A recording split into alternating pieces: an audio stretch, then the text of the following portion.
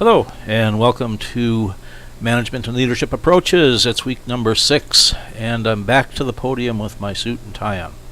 Well, let's go along and see what we have to do this week. We have no papers assigned, but we have some readings to do to kind of bring us up to the next level and actually kind of polish off the topics we were talking about the last couple of discussion periods having to do with managing innovation. So here we have a reading called Studying Organizational Change and Development Challenges for Future Research. And then we also have one a little more specifically aimed at technology and innovation management. Now this will be actually a series of abstracts from a conference.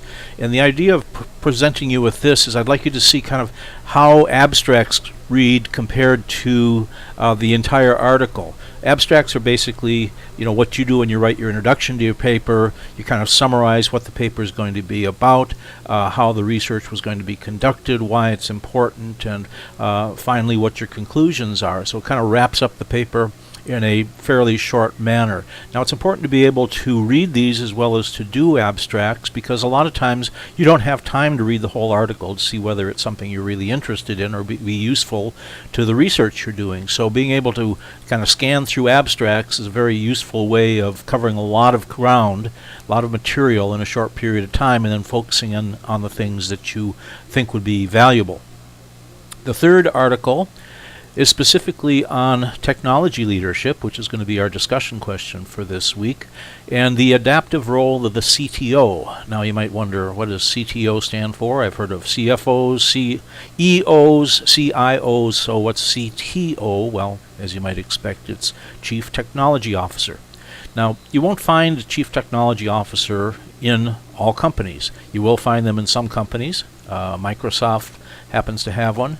But in a lot of companies, the technology plays a different type of role, and there's no need to have somebody at the very top of the organization on the same level as the chief operating officer and the chief financial officer talking about technology. So it's going to depend upon the nature of the company, but as we've seen in the past 5 to 10 years, the impact of technology on different businesses and different industries has changed dramatically from being the computer simply did the payroll and did the accounts receivable, paid the bills, to now the technology is embedded in the way the firm markets their products, the way it provides services, and a whole host of other features that the technology provides. So we'll really be looking at changes in the technology arena. And why I wanted to bring up the topic for this week's discussion as being what are going to be the challenges for leaders when they're trying to manage technology. What are the features of technology that make it especially difficult and challenging to manage effectively? Now this is a little bit different than talking about innovation. Innovation can occur in a number of different spheres. What we're going to be focusing on for this week's discussion is specifically the technology. Now it doesn't have to be computers, it doesn't have to be the internet. Technology has a wider range of avenues that it pursues. Those of you who work in the medical arena realize that medical technology is advancing very quickly. Not only in the imaging technologies and different things that you can do on the operating room, but also the technologies for managing patients' records, for pharmaceuticals, the drug treatments that are now available.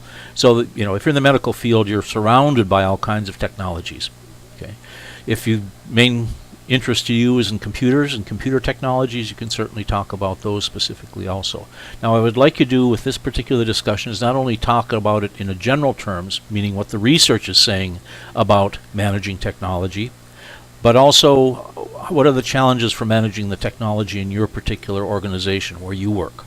Okay, what are the things that seem to be difficult? I can even think of in my own environment the difficulties about managing a Blackboard, where all the student records and all the student assignments and all the grading is all done through Blackboard. Well, that's a technology that doesn't always behave the way we expect it to. So this is obviously a challenge for the leaders of the university. Okay? The other thing we want to do is, so for next week you're going to be writing another paper related to the one that you wrote in week number 5 when you were looking at the Mouton Blake model and then the Hersey-Blanchard model, trying to talk about leadership in a little more complicated environment. And so what we're going to be doing is following up with a number of other models that have been proposed over the years. And again, these are all fairly recent, and if you picked up a textbook on leadership or on management, you would find most of these theories presented in abbreviated form. So you're going to be looking in more detail, because these again are the standards of the leadership field. These are people that are always referred to. We build new theories based upon the theories that have been presented by these people. So you'll be looking at Fiedler, his contingency model, the Tannenbaum-Schmidt continuum model, Broom's theory, and House's path goal leadership theory. And the format of the paper will be similar to the week 5 paper. You're going to be writing kind of a description of each of these, as well as a comparison about what they do compared to what the other theory does, what they added to the other theories. Okay, so you're going to be kind of doing a comparison. Then finally, we always have our keys to success to wrap things up here.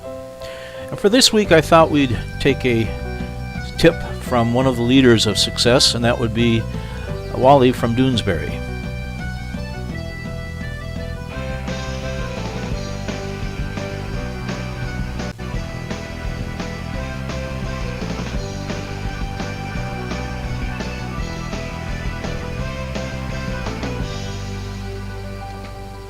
So there you have it, Wally's keys to success. Of course, you might also try to follow the guidelines and feedback that I've been giving you on your papers and discussion. The papers are getting better, of course, but there's always room for improvement.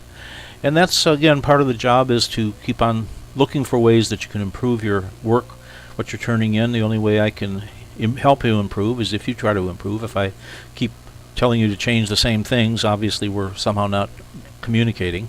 So I will keep judging the improvements that you make, and then you can keep improving on that. So until next time, if you have any questions, you know how to get in touch with me, and I will see you in week 7.